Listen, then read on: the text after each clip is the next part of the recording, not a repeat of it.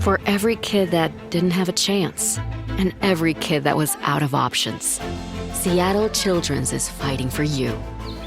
Because this isn't about beating the odds. It's about changing them for all kidkind.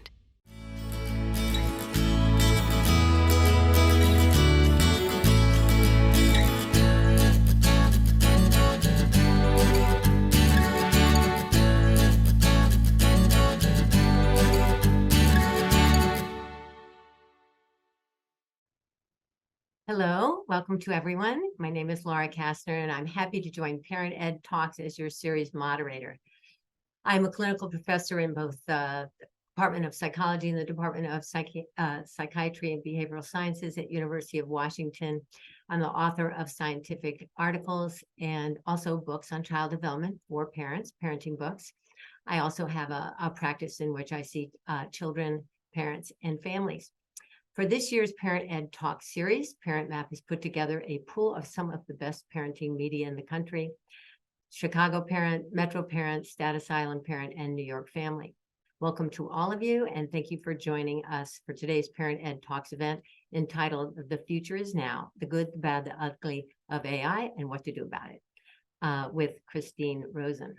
On behalf of parenting media partners across the country, it is our collective passion and purpose to help build inclusive, safe, and educated, loving communities for our families. We are dedicated to the mission of serving and being a resource to families, and we never settle for the status quo. Before we kick off learning with Christine, please take a moment to let us know where you are joining us from and put your answers in the Zoom chat. While we let everyone respond, we have a few tech items to share with you. Today's webinar is being recorded and may be republished for educational and promotional use. We will email everyone who registered a link to the recording after the event. We would love to hear your thoughts. The Zoom chat feature is open for you to share your comments and questions throughout the event. We encourage you to ask questions, and we will do our best to incorporate your questions into today's session. Closed captioning may be enabled by clicking the Zoom closed caption or CC at the bottom of your screen. Christine Rosen is a senior fellow at the American Enterprise Institute, where she focuses on American history, society and culture, technology, and feminism. She's also a columnist for the Commentary magazine and one of the co-hosts of its podcast.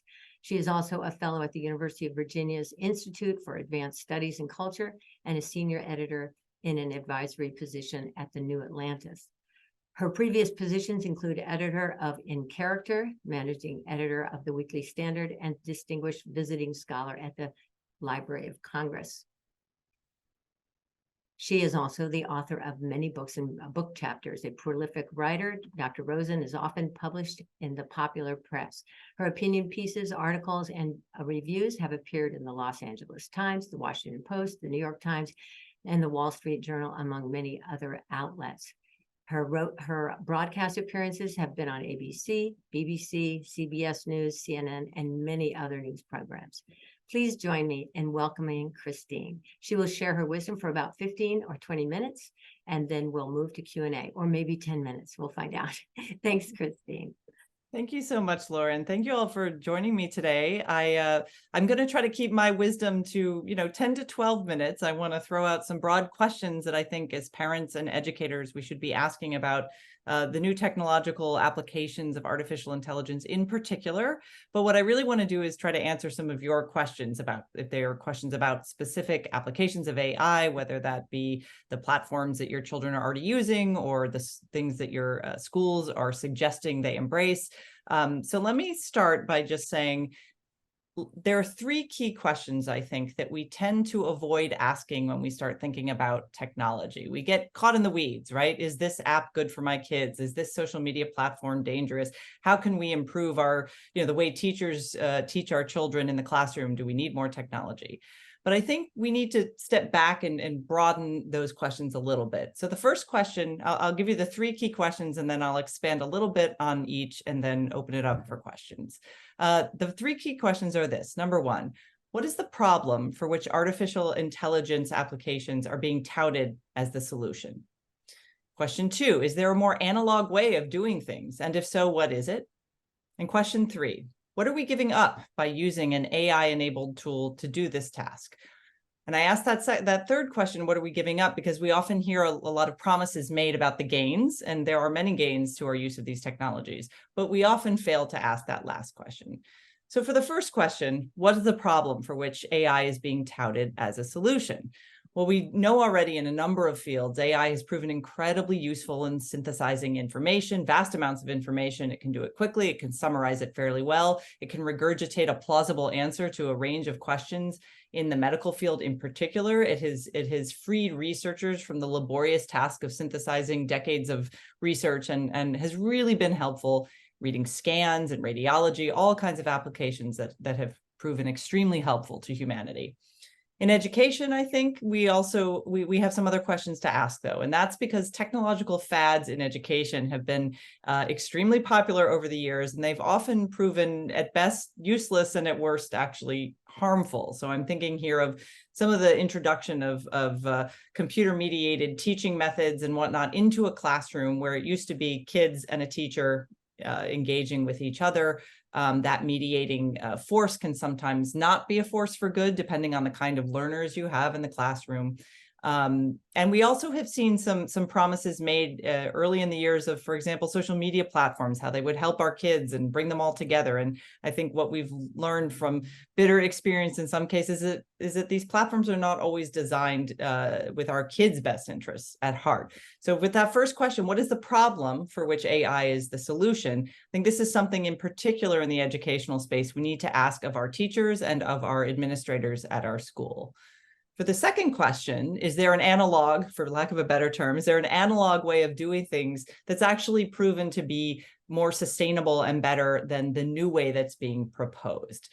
So let's take an example that I think anyone who has a kid in school since last November, when ChatGPT hit the scene, probably has asked themselves, which is, does my kid really need to learn to write anymore? Because ChatGPT with a prompt can spew out paragraph after paragraph of informative summaries of information. And I've seen a lot of debate among educators, among parents, among technologists about whether teaching kids to write is even necessary anymore. I am firmly on the side that yes, teaching writing is something that remains important, and this is why.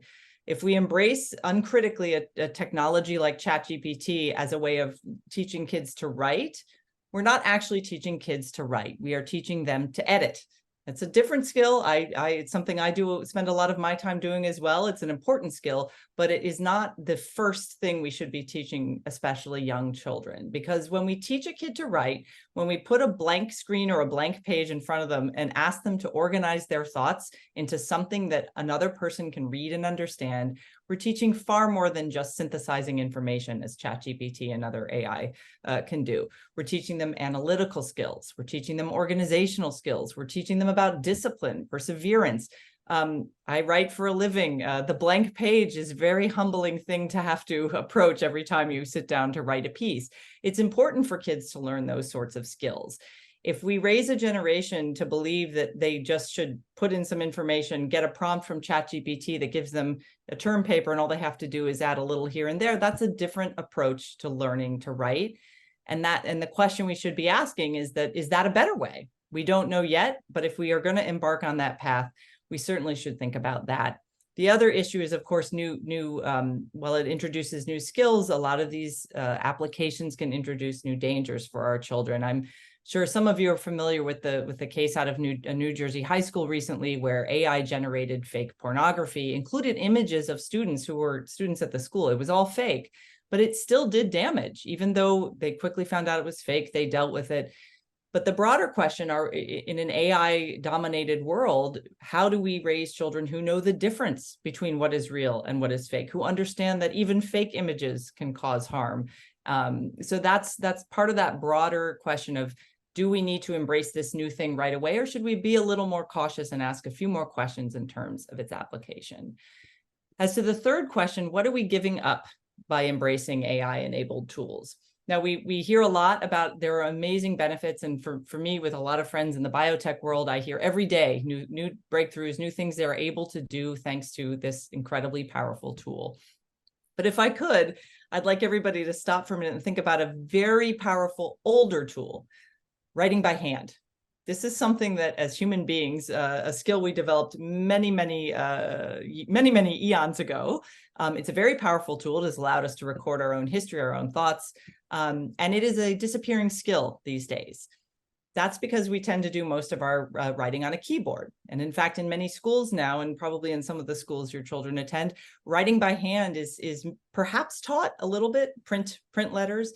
Cursive has disappeared. Cursive handwriting has disappeared in a lot of places, and keyboarding is brought in pretty early on. Now, that's a choice I think that's been made as a practical measure, because most of us assume our kids will grow up in a world where they have to learn to keyboard before, and that handwriting is sort of obsolete. But here's what we lose when we get rid of handwriting. And I want to use this as an analogy for how we should think about some of these new AI-enabled tools and our rush to embrace them. When you learn to write by hand, there are all kinds of cognitive benefits that are linked to better analysis when children learn to read later, and an ability to process information in a new way. The hand-to-brain connection is very powerful. We know this from decades of research. So when we choose to let handwriting, for example, go by the wayside and introduce keyboarding, we're introducing a new skill, a useful practical skill, but we are losing something there. Okay, so there are some really important, both cognitively, developmentally, and also, I would say, virtuously, skills that kids need to learn. When you have to sit down and learn to write those letters, remember teaching one of my sons who had really struggled with handwriting, it takes patience, it takes discipline, it really takes a lot of hard work. That process is important for kids. So when we think of some of these AI-enabled tools, particularly in the educational space, I think we have to really consider what we're giving up as well as what we're gaining. And for children in particular, you are also creating a worldview and expectations for how information is used and processed. So you can very easily imagine an entire generation that confuses information with knowledge because there's so much information available to them at the tap of a key. That's not something I think we necessarily want. You'll also encourage potentially undermining the sort of intrinsic value of doing your own research and struggling with your own writing absent these tools. There could be some value in learning to do that and in that struggle. I think we also, to conclude, I think there's also a little something human, deeply human, that we risk losing if we rush headlong into embracing these tools too quickly. And I was reading recently a poet who had looked at how ChatGPT writes poems. And so you can imagine a poet's not going to be super thrilled with ChatGPT because it's potentially going to put them out of a job. But what he found was interesting. He said it can write poem-like streams of regurgitated text, but they don't mourn and console and mystify us in the same way as poetry. And I think that's right. There's something unique and weird and interesting about how humans create language, words, poetry. And the idea that we should raise an entire generation of kids to believe that what ChatGPT can regurgitate is the same thing and of the same value as that. That's I think, one of the bigger questions of our age. So to bring it back down to a little less 30,000 feet, I would just encourage parents to really consider what they are doing when they are thinking about these tools, and think about the kinds of questions you want to ask your educators in using them.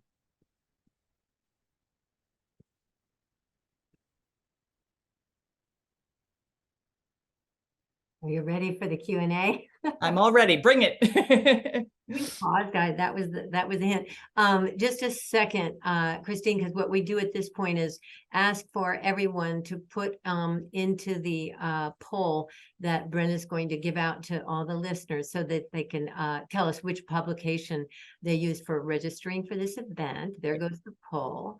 And while they do that, we can hopefully move to questions. While they're doing that, Christine, I wanted to give you a couple of my own thank yous.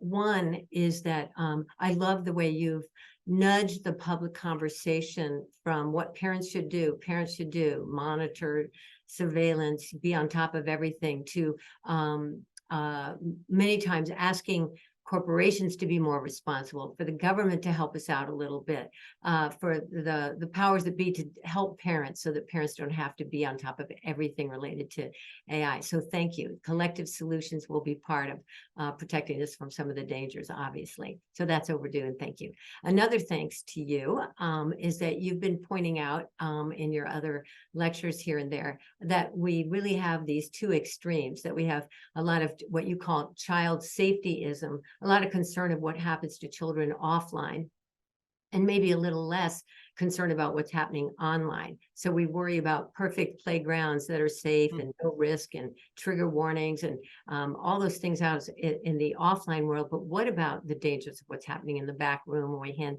these little computers that are called iPhones or smartphones to the children and tell them to have good choices, when really it's just this dopamine release machine, and it's a little more dangerous than some of the playgrounds. So thank you for that. And I also encourage the listeners to look at your National Review article, where you put forth an amazingly important treatise on or suggestion that we raise the digital age of consent for social media to age 16. So thank you for that, and parents can read that article. It's connected to material for this event. So to kick us off, parents want some direction on how to educate their children about AI and talk about AI with their little ones. You know, most parents are familiar with Common Sense Media, which have been guiding them about other media products over time. And they had just came out with an AI framework for rating products. And they want to use it sort of like a nutrition level. And that will be helpful, but it's in its infancy, maybe even gestation. So in the meantime, we have you. And some of the parents are asking, how should I educate my child? Let's go with elementary school, since by middle school and high school, kids will find their parents. But how should a parent educate their children about AI? Let's say a first grader or a third grader. So one of the things that I think is most useful is to always think about the world your child at any age is confronting. And there are assumptions about it, which come from how they were raised, you know, the sort of the hallmarks of home and versus not at home. What I think is really important to start at a much younger age now, because it is the world they're about to enter and inhabit, is how they can tell what's real and what's not real. So when you're little, you live a lot of your life, a lot of your entertainment, your books, your music. There are a lot of things that are made up. They're made up to charm you. They're made up to make you laugh. And you know, this is why we have fables that go back, you know, centuries. There's a reason we tell stories to each other, both as parents, as communities. And the stories we tell our kids are really important. I think now we need to think about the stories that other outside influences are telling them from a very young age, and what they're telling them about what is real and what's not. Because what they are seeing visually and absorbing visually can look very real. I'll tell you a somewhat scary story, but AI can now very easily, if you're someone who gets your voice recorded on a regular basis, you can run a couple of, say, podcasts that you've recorded that week through a program. It can then generate your voice saying anything at once. And so this is already being used for nefarious purposes, obviously, but you can imagine a world where a parent, you know, perhaps a busy working parent, which many of us are, thinks, I want to read a bedtime story to my kid, but I can't get home and the phone is, and you can imagine a company stepping in and saying, we'll generate your voice reading any story your kid wants to hear. And that'll be just like being there. So I would say, no, it's not. It also is habituating kids to accept the unreal thing as good as if it's real. So I think at a very young age, it's really important. I mean, I'm pretty hardcore about the screen stuff. My kids didn't have any screens till they were 5 years old, when they were at an age where I felt they could watch The Lion King, and I could be like, this is a cartoon. This is a story that's made up. It's not real, but the feelings that they're showing are real, and the challenges and the scary parts, that's all real, like when you feel that. But being able to help them learn to distinguish their own emotional response to the world around them, and to know what is real, and to be secure about that, and also to be skeptical of the stuff that comes toward them. When they're very young, it's difficult because we want their imaginations to flourish, but in fact, helping them make those distinctions at a young age is really important. Yeah. So a follow-up would be with teenagers. What do you think parents need to know about AI and often don't, but their teenagers do? Everything. So I have two 17-year-old twin boys, and I learn a lot about what happens online from them. Look, we're not going to be able as parents, unless we want to run a panopticon-like surveillance state with our kids, which is unhealthy on the other extreme.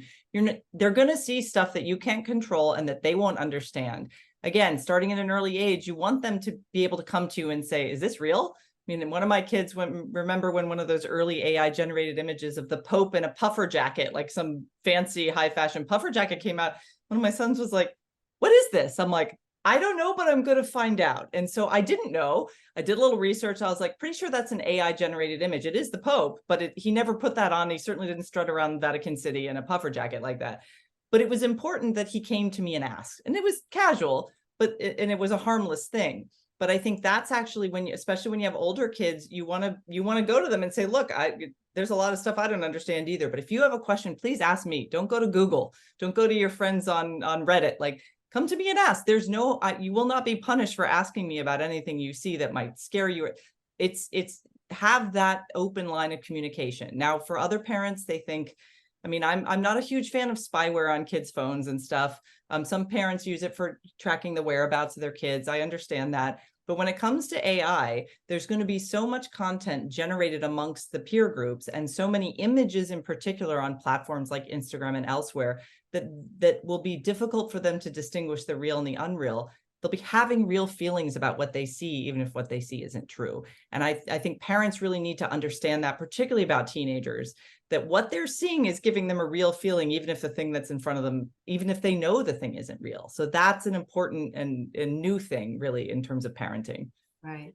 You know, that's a really good example, actually, the puffer jacket on the image of the Pope, because right now, getting this idea from you, parents can educate their young ones about, see this, doesn't that look strange? When things look strange, that's when I do my own research.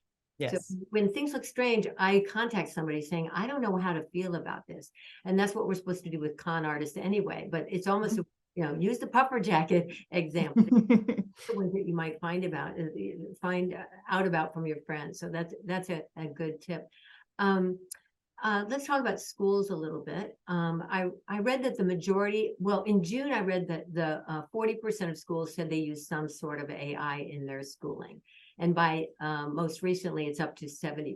And this, of course, can range from lesson plans with teachers all the way to using ChatGPT regularly in the classroom. So could you tell parents, they're really curious about how it's being used at the different grade levels? Yeah, so from what I understand, so it's all over the map. There's really no consistency. It's only been a year since ChatGPT kind of burst onto the scene. And so I think we saw a perfect example of the good human impulse, like, oh, look at this cool, nifty tool we have. Let's use it for everything. That is an understandable, but not necessarily useful principle when it comes to education. And I've spent a lot of my career looking at technological schemes in education and in the classroom that have gone belly up a couple of years or 10 years later, things that a lot of money and time and training were invested in these tools with all kinds of promises about how they would benefit the kids, and they didn't. So one thing I talk to parents a lot about is it starts at kindergarten. So if you're a parent of a kindergartner and you enroll your kid in school and they say he or she must use this tablet. This tablet is how they'll do everything. The very first thing you should do as a parent is say, why? Why the tablet? Because for kids that age in particular, they need to be working on fine motor skills. They need to be able to do a lot of things that a tablet can't do for them. They need to be learning how to make eye contact with their peers and with their teacher. All of these things the tablet is a distraction from those important skills at that age. So when you're a parent, and again, I tended to be the squeaky wheel and parent at my kids' public school K through. They're in 12th grade now. Like they will tell you, I would always, why do we need to use this? Why is this better? Where's the data that shows that this is better for my kid? Because remember, schools get inundated by technology companies and ed tech companies in particular, throw all this stuff at them. And if you're a teacher who's, overworked and underpaid and you just want to do what's best for your kids, you want to believe that tablet or that AI app that'll help kids learn to write using ChatGPT is better. they don't necessarily have the time to be skeptical, but our obligation as parents is to be skeptical, because a new thing might not be the best thing for our kids. So I really do encourage parents to ask that question, just why? Start with why, and start with show me the evidence that this works. Because otherwise you're allowing ed tech companies and school administrators to experiment on your kid. And you know what? Your kid only gets to go to kindergarten once, hopefully. I mean, sometimes kids have to repeat grades, but like these moments, they're social and emotional developmental markers that we want kids to reach at every stage. And we now have enough evidence that in some cases, technology impedes that development. It doesn't encourage it. Thank you. I'm going to have several questions about what I call the ostrich reaction, that when parents are overwhelmed with anything, like whether it's about what do we do to talk about war, or how do we talk about race education, how do we talk about sex education, how do we talk about politics, they're just so overwhelmed that they put their head in the sand. That's the ostrich. And it's an understandable response to overwhelm, to fear, to anxiety. And we're trying to help encourage them to be less afraid of taking this issue on. But here's a really good question from one of the people in the audience. I don't know where to start. How can I warn my teenager of the sophistication of AI, deep fakes, and human vulnerability to be conned by these algorithms when teens have long been known for their sense of invincibility? It's a great question. As the mother of teenagers, I salute that question. It's the question we ask ourselves every morning when we wake up and every evening when we go to bed. I would start, especially for teens. I've from what I understand research-wise, but also just in practice with my own kids and talking to my friends who have similar age kids, it's helpful to go to them and be honest and say, you know what? There is all this crazy stuff coming down the pike. I don't know if you've heard about this, but would you help me understand it? Can we learn about this together? And then you sit down and you try to figure it out together, giving them the role of, first of all, they have agency. They can say, nah, it's easy. I'll tell you later, but they've then committed to telling you. And then you'll get an understanding of how much they do and don't know, which will then help you return to that conversation at a later point. Or they'll be like, I have no idea either. And, we figure it out. So I think these are a series of conversations that you have to have. They do feel invincible. They're also incredibly vulnerable. They are easily swayed by their peer groups at this age. They are easily wounded emotionally, even if they want to pretend like they aren't. And they are living in a world where they are demanded especially if they're on social media, there's a demand for them to constantly perform their own sense of self. It's exhausting. I mean, I'm a Gen Xer. I was in the marching band in high school. Thank God there wasn't anything like social media. Whew, every day I'm grateful for that fact. But these kids, even if they're not on social media, it's the air they breathe because everybody else is. That is a lot that creates a certain level of anxiety. So whether or not they can articulate it, I think as parents, you raise it with them, but you raise it as someone who's at the same place they are, because most of us don't understand a lot of these new things. So to try to educate each other together, particularly for teens and older teens, that I think has certainly been helpful for me personally, but I know for other parents in school situations, that's been useful. Yeah, I love that answer. I call it taking the one down approach. They say, I don't need your education. You say, well, I need to have this conversation with you. Yes. So can we start at the helm, teach me, and we'll see where we go on this, but I need to do it. So there were some questions about cheating, understandably. I had an incident a couple of weeks ago with a friend who has a daughter in a university in Europe, and 500 students for an exam got all the answers on a WhatsApp, and only 2 out of 500 came forth and sort of confessed. And I thought, well, what are they going to do with that, right? They can't throw them all out. That's a lot of tuition money. But it is overwhelming to understand how these detection systems work, the surveillance and so forth.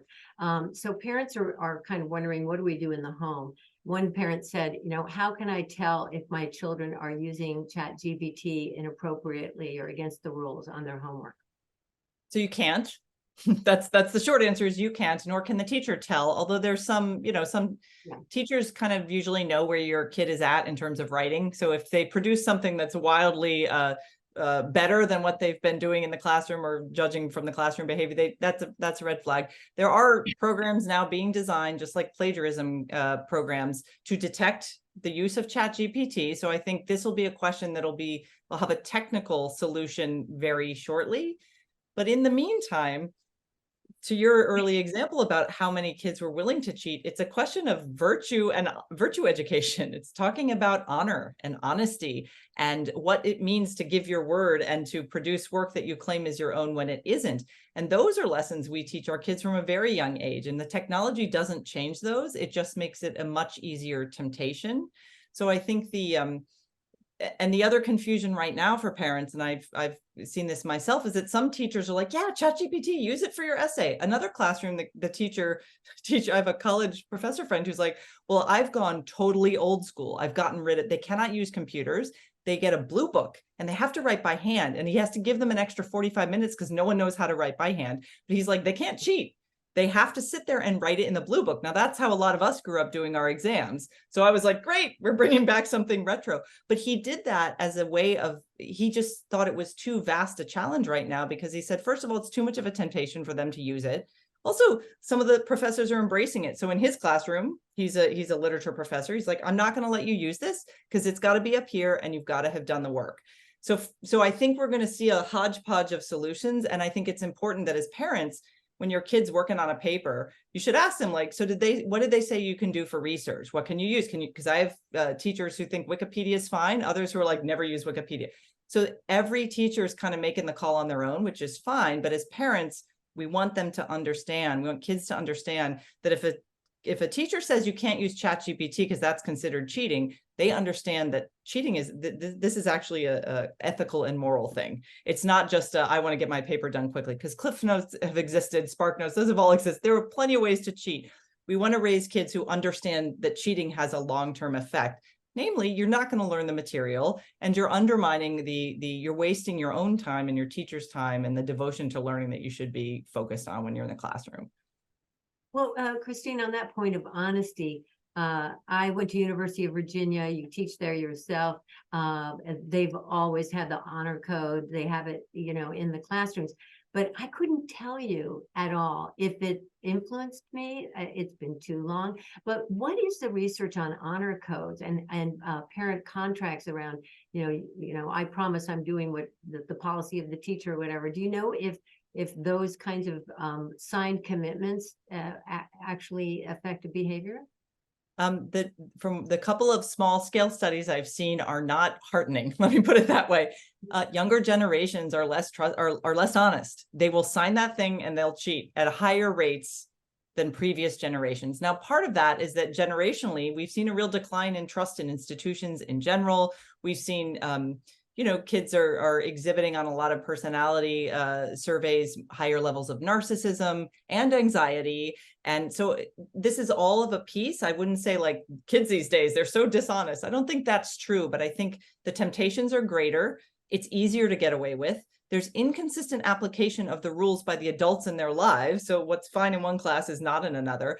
And honor codes are supposed to be, honor codes require a community all being on board with the principles that are placed there and the enforcement when they're broken.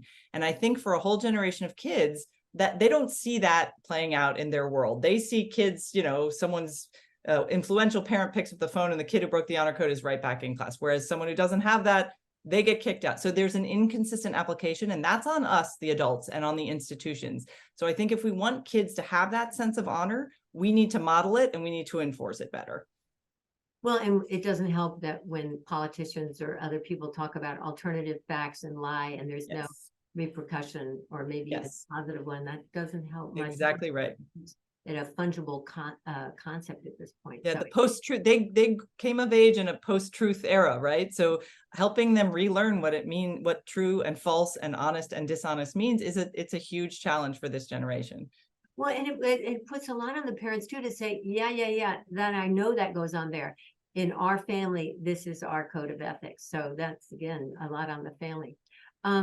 One of the things you promote is not just parents in their own individual role in going to the school, but what we could call parent activism, that parents can act as a group. And I know you've said in some contexts, and so have I, that the wait till 8 project has been great for many parents that sign on to it and work with co-parents or community of parents, that when they all wait till 8th grade to allow their children social media, you've got a certain amount of solidarity for that group. But I think that we need to talk about that for AI as well. Parent activism, parent rights, it's got a funny reputation because of the ones that do ban books, or the ones that do abstinence only sex ed, or don't want slavery to be mentioned because it makes kids feel bad. But then there is the counterbalance of, the other kind of parents that might be a little shy sometimes or uncertain, but still act as a group to ask schools what their policies are. And there are so many pros that it makes parents more confused. But here's a specific question from a parent. How do I lobby about these matters at school or with my congressional representatives when I'm already lacking time and energy for everything in my life? And with all this AI goods and bads, I don't know how to protest. How do you have a playbook for this? Well, Christine, you already started by saying when anything is introduced or you go in the first day of whatever class, what AI are you using? Why are you using it? And show me the evidence that it's effective. So those are two. Do you have more for that playbook for parents?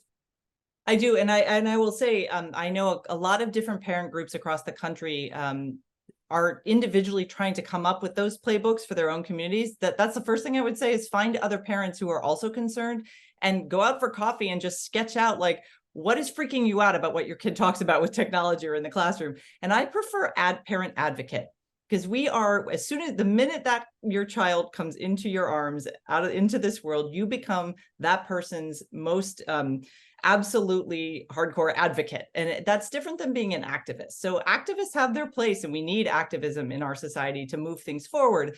But if you're an advocate, you're invested in a solution, not just for your own child, but for everyone's kids. And as part of a community, that's something that's important. So for AI, one of the things, there've been curriculum wars in schools for decades. Everybody fears the parents all coming together and saying, we don't want this one thing taught, or we do want this one thing taught, and everybody bickering and nothing getting resolved. Those are often political battles, proxy wars for larger political questions that should be resolved in our electoral system, not in our schools, in my opinion.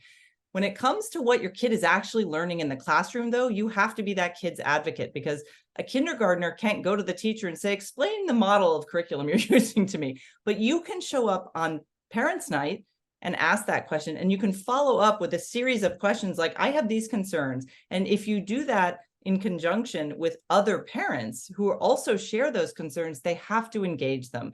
Now, I will tell you, in my kids' school, that takes time, and it really does take, you got to find that parent who doesn't mind being the squeaky wheel, because the squeaky wheel, particularly my kids are public school students in a big urban school system, you got to be really squeaky sometimes. But that's our job. And if you don't have the time and the bandwidth to do that, you do have the time and bandwidth to identify the parent who might be able to do that on that issue, right? We all volunteer for our kids. We all show up and we do what the best we can.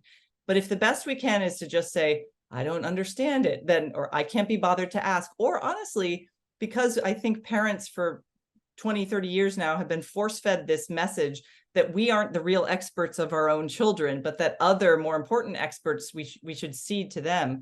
I think that's left parents a little scared to challenge expertise. But experts aren't, I have a PhD after my name, but I'm wrong all the time about stuff. Like, teachers can be wrong, curriculum developers can make mistakes, and we know this from the history of education. So I think it's important, with respect for the authority of these people and the effort that our educators in particular have over our kids, we have the right to go in and respectfully say, I don't understand what you're teaching my kid, please explain it, and then to ask questions. Particularly if you're in a public school system, that can be difficult, but I think it's worth it. So be the squeaky wheel, but try to find other parents so that you can go as a group and say, all our kids are learning this, but we don't understand it. Can you explain it to us? It's really important. And show up when they open those classroom doors for Parents' Night Out or whatever your school calls it. Show up, go to the parent-teacher conference, even if it's like in my school, like you get 10 minutes. I'm in there, I've got a card, and I'm like, and they know I'm ready and I want answers and I will follow up. Be that parent. Again, you're not being rude and you're not harassing your educators. You're an advocate for your kids. Thanks. Okay, let's talk a little bit about the law of unintended consequences. This is near and dear to both of our hearts because we've both written quite a bit about the downside of social media. And as they said, you know, you can't get the genie back in the bottle once it's out. And of course, we're all concerned about that with AI, is that with corporate interests and lobbyists and so much money behind products that make a lot of money, often parents and ordinary people are playing catch up. So we can talk about that broadly, but let's specifically talk about the loss of human connection, because one of the specters, of course, is that we've got AI teaching going on in the future because it's expedient, it's really effective sometimes if you can do the Khan Academy sort of pitch it to the perfect Goldilocks place for learning. So there really are a lot of advantages to some of these inventions. But one of the things that people say over and over again is, oh, what about the loss of human connection? I remember actually many years ago, when Bill Gates first got into the education realm, and he gave a lot of money to reduce the ratio, the teacher-student ratio in academies in New York City. He came back and said, oh, this is why we do research. I thought by having more of a better ratio, we'd have better teaching. But as it turns out, it's not all about ratio. It's about the human relationship. And I thought, wow, if you can get Bill Gates to talk about the importance of a relationship with a teacher where they really do know you, right? Because we want some of the social surveillance when it comes to profiling school shooters, which almost makes me paranoid that they'll do it more. But what happens is if we have more robotic teaching and we have more machines, what's going to happen with can we legislate for a certain amount of human connection with teachers? Because I'm worried that without their knowing the student, they won't know how to interpret some of the kids' needs and some of their overall sort of human development needs, not just their calculus needs. So would you address what you are worried about with the loss of human connection in the classroom? Yes, it's a really important question because we were designed as human beings to be in each other's physical presence, to acknowledge that we are embodied, we exist in the physical body, we you know, whatever lottery of life it gave us. And mediating that relationship, particularly for children, means they will not pick up on all those unspoken, evolutionarily developed rules. Eye contact, the way you tilt your head, how to read gestures, how to understand emotions on other people's faces and have your own emotions correctly expressed on your own to convey meaning to others. You know, there's tons of sociology and psychological research that talks about how those unspoken rules are really important. And I'll give you an example of what happens when we allow them to deteriorate. I spoke to someone who works in diplomacy here in DC, and one of her jobs is to train young diplomats when they're about to go out on their first assignment, either as support staff or, you know, these aren't the diplomats, not the ambassador. These are people who do the support work for these very important jobs, but they have very important skills they need to have in these situations. And she said, it's really weird. In the past 10 years, I have seen a marked decrease in these very ambitious, intelligent, wonderful young people's ability to just negotiate another human interaction, whether that's knowing to shake a hand, the timing of a smile, eye contact. This stuff we take for granted because we always have been able to take it for granted. So to your classroom question, we can no longer take for granted that a teacher is going to be looking into the eyes of every one of his or her students on a regular basis. And those kids won't be staring at a screen or staring at a screen or a smartboard or whatever. The distractibility is a loss to that connection because that connection is really important. The other data point I'd throw out there and ask parents to think about is the amount of time that kids spend with their own friends outside of school. That has declined precipitously. And not just, this was starting before the pandemic with all the lockdowns and whatnot, but it is just this steady decline. It's why the Surgeon General's report is talking about that kind of connection. In-person time with one's friends, super important for mental health, for emotional development. In-time person with one's family, same thing. But the classroom, I think, often gets neglected in that discussion. And it's really important because our kids spend a lot of time at school every day. And especially as they get older and they move from teacher to teacher throughout the day, they really need to have that connection. And they're not going to like all their teachers, and the teachers aren't going to like all their students. But one of the ways we can create more empathy and more understanding, and also then more help for kids who are struggling, is to have those connections. When the kids are all allowed to have their phones out. Look, that's the other advocacy thing I would encourage is no smartphones during school hours. Whether your school comes up with this, again, this is something parents as a group can insist on. You go to your school, you say, you know what, third graders don't need to have their smartphones all day. Lock them away, they get them at the end of the day. You know who the obstacle is to that? The parents who want to monitor their kids throughout the day. So we as parents need to be like, you know what, I don't need to know what Susie is doing every minute of every day. And that's important for us to understand too. Though that phone in that kid's hand is going to mean your kid is not looking at his or her teacher in the eye, and is not looking at their peers at the lunch table when they all should be talking about the teacher they don't like. Instead, they're all on Instagram Reels. That is deteriorating our human skills, our deeply human skills that allow us to actually form communities and to form those important bonds. I can't stop from smiling, Christine. You're a historian and you say everything that a psychologist working in this. I'm in the wrong field.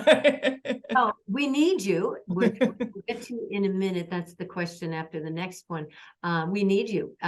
We need we psychologists that have been doing all this for decades. We need people in all sorts of places. Again, if we're going to make corporations, government, educational institutions accountable, we need people from all sorts of sectors to promote child health.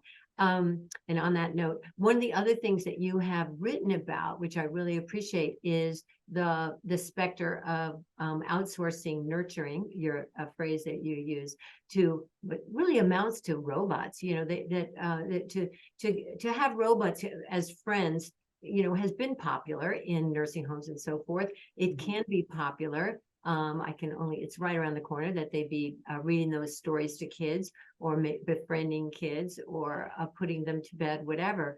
Could you talk about some of the things that you worry about with outsourcing nurturing? Yes. So the canaries in the coal mine for any radical social change are always the most vulnerable members of society, which tend to be children and the elderly, who are both at either end of the life cycle's moments of greatest physical frailty.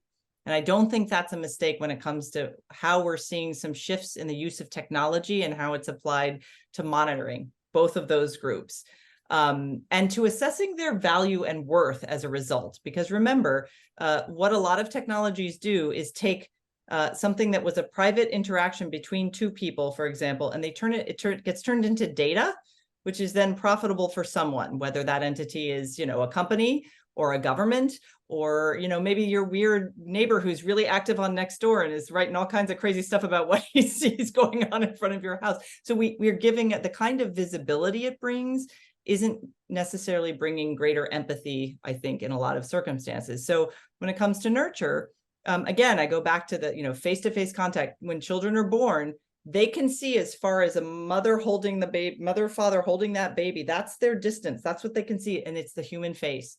There's a reason we see faces in our toast when it's burnt and stuff. We are hardwired to see faces and things. One of the things that disturbs me about the outsourcing of care, and particularly, you know, sort of these cuddly robots like the seals that they give to patients in nursing homes, I think they objectively help a lot of people. Like, if you can't have a pet because you're old and can't care for a pet and you have a robot pet, that's great. But if the robot pet allows the children of the person in the nursing home an excuse not to visit, or allows the people who are hired to care for the people in the nursing home to think, they've got the seal, I don't need to go in and chat, I don't need to just make polite human conversation, that worries me, because that is where you see an outsourcing of the things that make us connect to each other as human beings. So for kids in particular, think about childhood, how much of their interaction with their peers is mediated. Even their toys are electronic and gathering data about them. And so the amount of mediation they have means that's time taken away from being out playing in the mud, out running around, just having unmediated experience, which again, for developmental perspective is really important. Unstructured play. This is a phrase that like you hear here and there, but it's so important. It's your kids roughhousing with their older sibling. It's, you know, them running around like maniacs at the playground. That this is how they learn how to be the person that they are in their own physical bodies too. So I worry that with all the monitoring and all the, it also to those of you who are educators or who know some, or it makes it very difficult to teach a generation when they expect a lot of bells and whistles. It's like, I did this right. I got applause when I was doing that on my iPad. You do it right in the classroom, the teacher's like, okay. And they're like, where's my, literally, I've been to playgrounds when my kids were young, and there were kids going down the slides who would burst into tears if someone didn't applaud them going down the slide. And I'm like, that's interesting. That's new. I don't remember that from when I was a kid. But again, it's the worldview shaping power of these technologies, and you can't escape them even if you don't let your kids do them, because many of their peers are using this. So again, as parents, this is where I was originally a parent who's like, well, I'll just take a digital Sabbath, or I'll just set these limits. Those days are gone. This stuff is too powerful and it is too intimate. It is in our pockets all the time. If we're adults, it is in every room of your household. And your kids are living with this technology all the time. And whether it's AI or smartphones or social media, it is ubiquitous, which means we need structural solutions. This is a systemic challenge, and we need structural solutions. Parents need some help. We are a highly individualistic society. And I'm sort of more conservative when it comes to government telling everybody what to do. But on this, I mean, I got a lot of blowback from some of my colleagues when I said, I think the federal government needs to enforce this age limit and start punishing companies. They're like, but I do. I came to that position after 15 years. I started studying social media when MySpace came out. That's how old I am. And I have seen this progress to the point where people think they have no control over this. And to some extent, they don't. So that means we need some form of compulsion and some form of discipline for these companies that are creating products that were not meant for children, that are actively harming our kids. So Christine, one of the things I think you said in one of your articles was that places like Germany and Ireland do have digital age of consent at 16. So what do they do? Will enforcement work? I mean, one of the things that's daunting is, I mean, as we say, money talks. I mean, these corporations making money off of our data, our children, us, are very powerful with, just deep pockets for lawyers, maybe deeper pockets than our government has to regulate them or to enforce fines. Does it work in those other countries? It does, because it's a little bit smaller scale, and their legal system allows for different sorts of lawsuits that we can't, with our Constitution, would not pass muster here. But I will say this: everybody loves to hate on like alcohol, tobacco, and firearms as a lobbying group. Fine, like if you don't like those lobbying groups, what Facebook alone spends on lobbying dwarfs all three of those industries, the entire industries combined. The amount of money flowing to Washington, D.C., and I live here in the swamp, I can see the Washington Monument from if I walk down my street. It is vast. So to that end, though, they have, and most of their customers aren't in the United States anymore. These are global companies. They act in some ways like nation states themselves.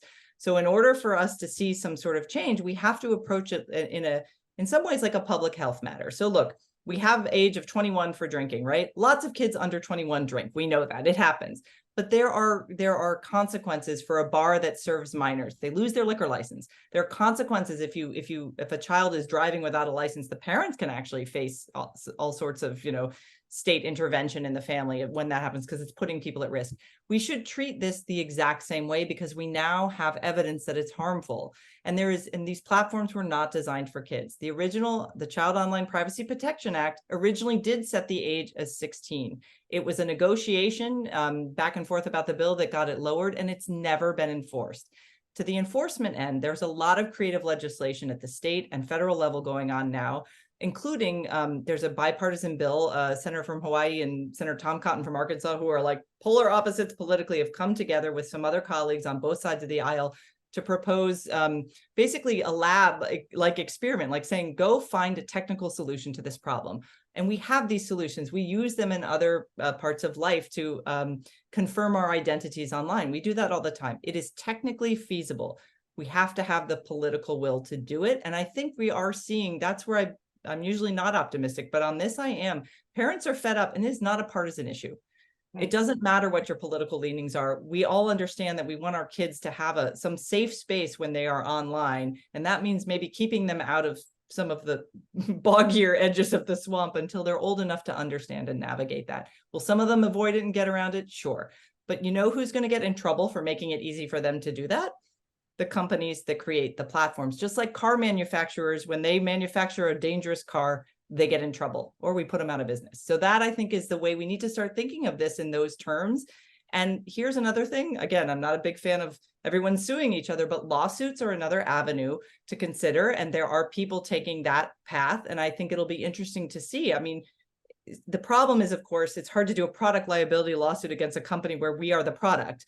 But we have to find creative ways of thinking about these platforms and taming them a bit, not getting rid of them. There's plenty that's positive about them, but finding limits that protect our kids, even as adults can do. Look, adults should do what they want. Kids need to be protected and they need some guardrails. Right, right. So we should have cigarettes, alcohol, firearms, and toxic media. Social media. I call this the CPS. A lot of people don't, it's a mouthful to say COPA. Child online privacy. It's a CPS. It is child protection, Yeah. So we've just got to see it that way and sort of come as a group and make them accountable. So thank you for that.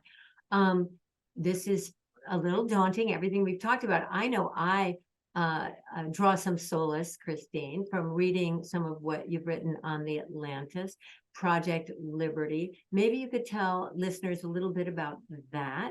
I mean, as you say, tech are tools, and they're tools that are created and hopefully used responsibly by humans. And you're trying to keep humans in the driver's seat, humanitarian values in the driver's seat. So tell us what you're doing on that, or what might happen that can be helpful.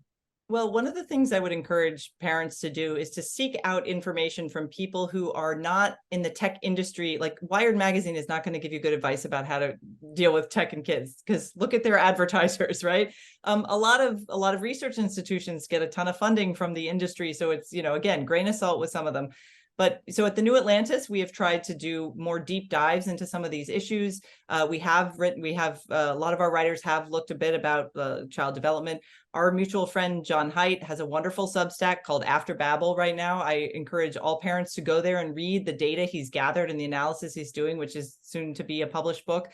There's great stuff there. I have colleagues at the Ethics and Public Policy Center, of all places. They care about families, and you don't have to share their conservative leanings. You don't have to be. They look just specifically at tech and kids and what is happening. And I'm part of a coalition of on the left and the right here in DC, where we meet and we're like, who's doing what do we know? What can we fix? So there's lots of smaller institutions that have put out reports sort of urging Congress to act in specific ways.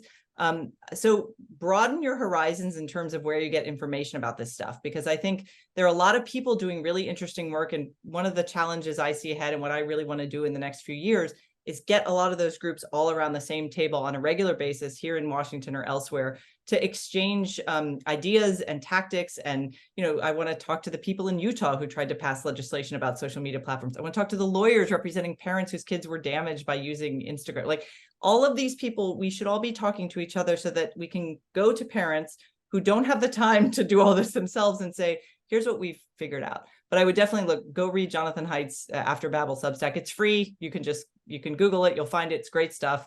And then lots of researchers, Jean Twenge, a lot of people who've been looking at social media for a very long time.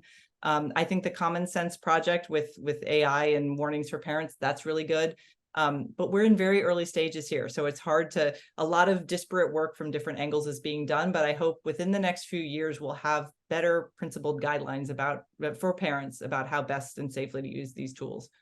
Great. So, in closing, Christine, people often say, what keeps you awake at night? I want to switch it to say, how do you self-soothe, and how do you become optimistic about the future of AI and it not going down the more nefarious pathways? So I think what's heartening to me right now is that unlike in the early days of social media platforms, where everyone from government regulators to the companies themselves to everybody who was their product said, oh, this is going to be amazing. And there were a few of us over there in the corner going, I don't know, the history and human nature suggests we should have some concerns. We were called Luddites. Well, a lot of those people are now, I work with them now, and they were people who in print said terrible things about my work 10, 15 years ago. I'm like, please join us. Like, I'm glad you're here with us now. So I see with AI, because of the speed with which the transformation is happening, a lot more people going, maybe we need to pump the brakes, or how do we pump the brakes, or how do we balance innovation and progress against concerns about safety and risk. Those questions are happening at the earliest stages. I think that's good. I would caution that we do still as a country and as a people tend to be more optimistic than not about new things. We like new things. It is a great strength of this nation that we like new things and that we're innovative and entrepreneurial in that way. But when it comes to the application of these new tools and children, we need healthy skepticism. And I joke, but I'm only half joking when I say we need to be more Amish. We need to ask the Amish, sit down and go, okay, do we want a phone in our house? Let's ask all these questions. Is it good for our family? Good for the community? What do we lose? And they go through and they answer that and they come to some agreement about what the choice is, but then everybody's on the same page. So I think it's hard to do that in a country as vast and diverse as ours, but we need to start having in our local communities, whether that's with fellow parents or with your school administrators or your kids' teachers, we need to initiate more of those conversations. I strongly believe that conversation can change minds, and we need to be doing that at the communal level, even as we're also advocating for the kind of legislation and whatnot that nationally will have some impact. So have those conversations. They're not always easy. Have them in person when possible, and look your kids' teachers and educators in the eye and ask them the tough questions. Thank you so much, Christine. This has been a very, very productive and helpful conversation. And thank you all for joining us, and thank you to our media partners. If you haven't already, please register for the entire Parent Ed Talks series so that you don't miss any of these exciting talks. And we hope that you'll join us for the next event, which is called Unplug and Rewire: Raising Screen Savvy Kids in the Tech Era, with veteran teachers Joe Clement and Matt Miles, and that is on December 6th. With that, I'll close, and thanks again, Christine. And thank you so much. I really enjoyed it. bye-bye. Bye.